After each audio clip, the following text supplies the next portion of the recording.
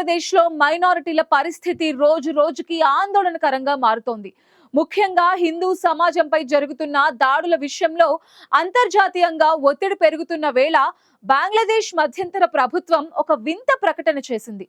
తమ దేశంలో మైనారిటీలపై జరుగుతున్న దాడులకు మతం కారణం కాదని, అవి కేవలం నేరపూరిత ప్రవృత్తి కలిగిన వ్యక్తులు చేసిన సాధారణ నేరాలని పేర్కొంది. ఒకవైపు 2026వ సంవత్సరం ప్రారంభమైన కేవలం 3 వారాల్లోనే 10 మంది హిందువులు దారుణంగా హత్యకు గురైతే ప్రభుత్వం మాత్రం ఇవన్నీ మతాతీత నేరాలని బుకాయిస్తోంది. అసలు బంగ్లాదేశ్ ప్రభుత్వం చెబుతున్న ఆ లెక్కలేంటి? మైనారిటీ సంఘాలు ఈ గణాంకాలను ఎందుకు తప్పుపడుతున్నాయి? ఈ అంశంపై భారతదేశం ఎంతటి ఒత్తిడి తీసుకొస్తోంది? ఈ స్టోరీలో చూద్దాం.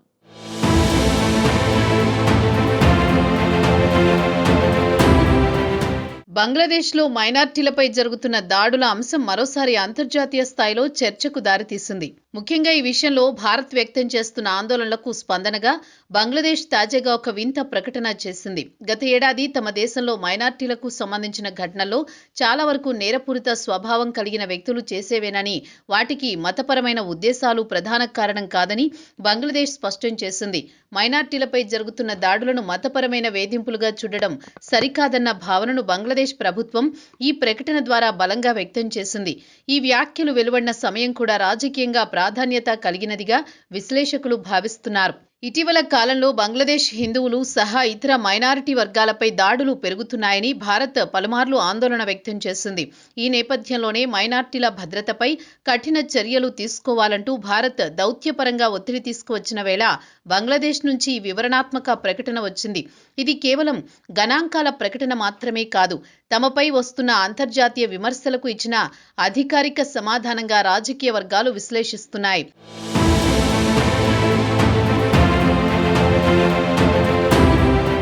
బంగ్లాదేశ్ తాత్కాలిక సారథి మహమ్మద్ యూనస్ కార్యాలయం విడుదల చేసిన వివరాల ప్రకారం గత ఏడాది మైనార్టీలకు సంబంధించి మొత్తం 645 ఘటనలు చోటు చేసుకున్నాయి.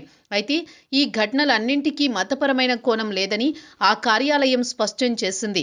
ఈ 645 ఘటనల్లో కేవలం 71 ఘటనల్లో మాత్రమే మతపరమైన అంశాలు ఉన్నట్లు గుర్తించామని వెల్లడించింది. మిగిలిన ఘటనలన్నీ వ్యక్తిగత శత్రుత్వాలు, ఆస్తి వివాదాలు, రాజకీయ ఘర్షణలు లేదా సాధారణ నేరాల పరిధిలోకి వస్తాయని బంగ్లాదేశ్ ప్రభుత్వం పేర్కొంది.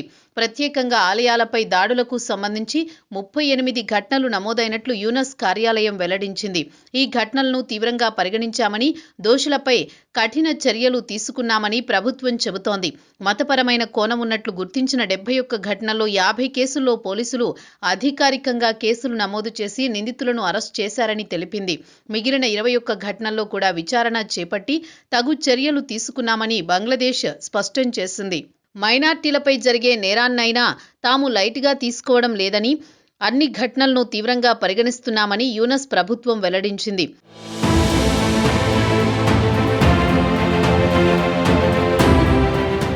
అయితే బంగ్లాదేశ్ ప్రభుత్వం వెల్లడించిన ఈ గణాంకాలకు అక్కడి మైనారిటీ సంఘాలు పూర్తిగా తప్పుబడుతున్నాయి. ముఖ్యంగా Bangladesh Hindu, Buddhist, Christian unity council BHBCUC ఈ ప్రకటనను తీవ్రంగా ఖండించింది. ప్రభుత్వ ప్రకటనలు వాస్తవ పరిస్థితిని దాచిపెట్టే ప్రయత్నంగా కనిపిస్తున్నాయని ఈ సంస్థ ఆరోపించింది. మైనార్టీలపై జరుగుతున్న దాడులను కేవలం నేరపూరిత చర్యలుగా మాత్రమే చిత్రీకరించడం, వాటి వెనుక ఉన్న మతపరమైన ద్వేషాన్ని నిర్లక్ష్యం చేయడమేనని BHBCUC అభిప్రాయపడింది. మరోవైపు ఇలాంటి ప్రకటనలు నేరస్తులను మరింత ప్రోత్సహించే ప్రమాదం ఉందని హెచ్చరించింది. ప్రభుత్వం నుంచే మతపరమైన కోణాన్ని తగ్గించి చూపే ప్రయత్నం జరిగితే నేరస్తులకు శిక్ష పడదనే భావన బలపడుతుందని పేర్కొంది. దీనివల్ల భవిష్యత్తులో మైనార్టీలపై మరిన్ని దాడులు జరిగే అవకాశం ఉందని ఆందోళన వ్యక్తం చేసింది. మైనార్టీ వర్గాల భద్రతను ప్రభుత్వం నిజంగా తీవ్రస్థాయిలో పరిగణిస్తే సమస్య తీవ్రతను అంగీకరించి దానికి తగిన విధానాలు రూపొందించాల్సిన అవసరం ఉందని ఈ సంస్థ స్పష్టం చేసింది.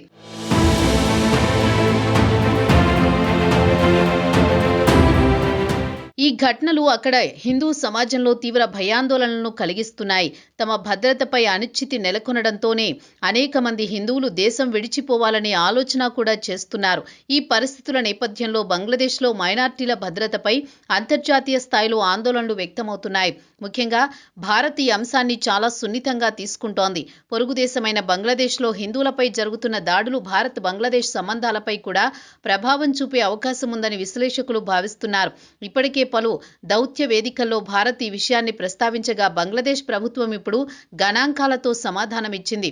మొత్తంగా బంగ్లాదేశ్లో మైనార్టీలపై జరుగుతున్న దాడులు కేవలం నేరపూరిత చర్యలేనా లేక మతపరమైన ద్వేషం కూడా ఇందులో భాగమా అన్నది ఇంకా స్పష్టతకు రాలేదు. ఇదే సమయంలో బంగ్లాదేశ్లో మైనార్టీల భద్రతా అంశం ఇక అంతర్గత సమస్యగా మాత్రమే కాకుండా అంతర్జాతీయ దృష్టిని ఆకర్షిస్తోన్న కీలక రాజకీయ అంశంగా మారింది. రాబోయే రోజుల్లో ఈ విషయంలో బంగ్లాదేశ్ ప్రభుత్వం ఎలాంటి చర్యలు తీసుకుంటుందో, భారత్ సహా ప్రపంచ దేశాలు ఎలా స్పందిస్తాయో వేచి చూడాలి.